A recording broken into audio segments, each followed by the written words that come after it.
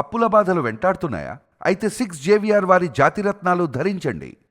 Hi, welcome to మనం TV. నేను మీ Manoj. Stretcher అంత హైట్ ఉండే ఒక అబ్బాయి డాక్టర్ అయ్యాడు. ఇండియన్ మెడికల్ కౌన్సిల్ కూడా నువ్వు ఎమర్జెన్సీ ఏదైతే పేషెంట్ ఉంటారో వాళ్ళకి వైద్యం చేయలేవు, నీ హైట్ సరిపోదు, అండ్ నీకున్న అంగవైకల్యం, నీకున్న ఆ మానసిక బుద్ధి డాక్టర్కి ఉండదు, ఉండకూడదు, నువ్వు అసలు అన్ఫిట్ అని చెప్పి తేల్చేసాయి. కానీ ఆయన కక్షగట్టి, అంటే ఎవరి మీదో కాదు, ఎలాగైనా సరే నేను డాక్టర్ అవ్వాలని కసితో చదివి న్యాయ పోరాటం చేసి మరీ డాక్టర్ అయ్యాడు. సో ఒక్కసారి విజువల్స్లో మీరు చూసుకోవచ్చు. ఇతని పేరు గణేష్ భైర్య. ఈ యువకుడి వయసు 25 ఏళ్ళు. సో అతడి ఎత్తు మాత్రం కేవలం 3 అడుగులు మాత్రమే. హాస్పిటల్లో దాదాపు స్ట్రెచ్చర్ అంత ఎత్తు ఉండే ఈ యువకుడు ఆ స్ట్రెచ్చర్పై పడుకునే పేషెంట్లకు వైద్యం చేసేంత ఎత్తుకు, అంటే ఆ హోదాకి దిగాడు. 72% శారీరక వైకల్యంతో వైద్య వృత్తిలోకి వచ్చిన తొలి వ్యక్తిగా నిలిచాడు గణేష్ భరయ. వైద్య వృత్తిలోకి వచ్చిన తొలి వ్యక్తిగా నిలిచాడు ఆయన. నిజంగా డార్ఫిజం కారణంగా అంత శాతం లోకోమోటర్ డిజబిలిటీ ఉంది. అండ్ గణేష్ బరువు కేవలం 20 కిలోలు మాత్రమే.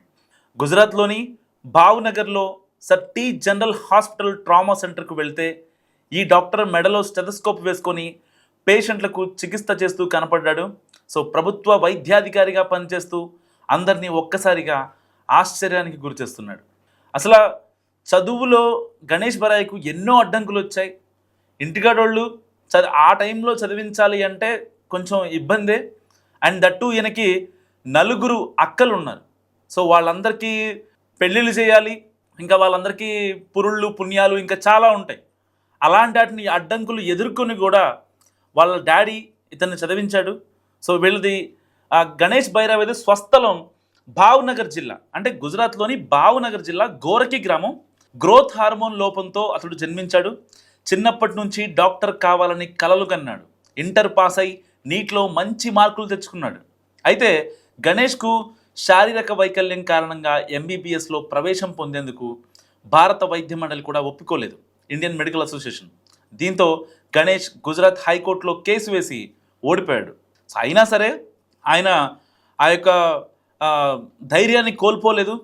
దాని తర్వాత సుప్రీంకోర్టులో కూడా సవాల్ చేశాడు. అక్కడ కేసు గెలిచి 2019లో భావ్నగర్లోనే ప్రభుత్వ వైద్య కళాశాలలో ఆ కసితో సీట్ సంపాదించాడు. చివరకు తాను అనుకున్నది సాధించి బాండెడ్ మెడికల్ ఆఫీసర్ హోదాలో నవంబర్ 27న విధుల్లో చేరాడు. గణేష్ తల్లిదండ్రులు రైతులు, 7 అక్కలు, తమ్ముడు కలిపి మొత్తం 9 మంది తోబుట్టువుల్లో అతడు ఒకడు. అయితే తన ముందు ఇప్పుడున్న లక్ష్యం తన కుటుంబం కోసం మంచి ఇల్లు నిర్మించడమని చెప్తున్నాడు. వైద్య కళాశాలలో అతడికి అనేక కష్టాలు ఎదురయ్యాయి. అటానమీ క్లాసుల్లో అతడికి ముందు సీట్లు ఇచ్చి సర్జరీ ట్రైనింగ్లో ఆపరేషన్ టేబుల్ కనిపించేలా సహా విద్యార్థులు, ప్రొఫెసర్లు కూడా గణేష్కి నిజంగా సాయం చేశారు. సో ఏదైతే ఆ ఇబ్బందులు ఉంటాయో చిన్న చిత్తగా మొత్తం కూడా ఆయన్ని ఎదుర్కొని ఇవాళ డాక్టర్గా మన కళ్ళ ముందు నిలబడుతున్నాడు గణేష్. సో తన ప్రొఫెసర్లు, స్నేహితులు ప్రతి అడుగులో తనకు తోడుగా నిలిచారని, తన ఎత్తు వల్ల తానేం వెనకబడలేదని అన్నాడు. సో రోగులు మొదట తనను చూసినప్పుడు ఆశ్చర్యపోతారంటూ కూడా ఆయన గణేష్ చెప్పడం నిజంగా చాలా బాధాకరం.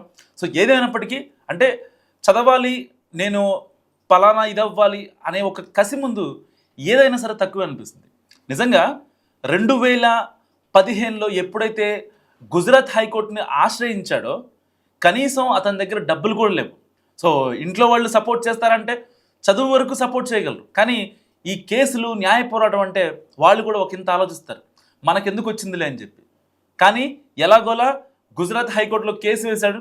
కానీ కోర్టు కేసు వ్యతిరేకంగా వచ్చేసరికి మళ్ళీ సుప్రీంకోర్టులో సవాల్ చేశాడు. సో సుప్రీంకోర్టులో కేసు అంటే మామూలు విషయం కాదు, కనీసం 3 నుంచి 5 లక్షల రూపాయలు ఖర్చు అవుతుంది.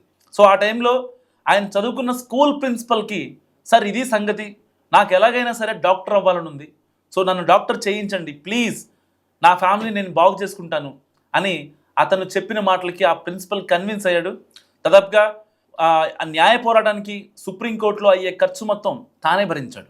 దాని తర్వాత సుప్రీంకోర్టులో ఏదైతే డిజబిలిటీ పర్సన్స్ విత్ లా ప్రకారం ఆ యాక్ట్ కింద ఇతనికి మెడికల్ కాలేజ్లో సీట్ ఇవ్వమని సుప్రీంకోర్టు సంచలన తీర్పు ఇచ్చిన తర్వాత అక్కడే భావనగర్లోని ఒక గవర్నమెంట్ మెడికల్ కాలేజీలో సీట్ సంపాదించాడు. దాని తర్వాత డాక్టర్ అయ్యాడు.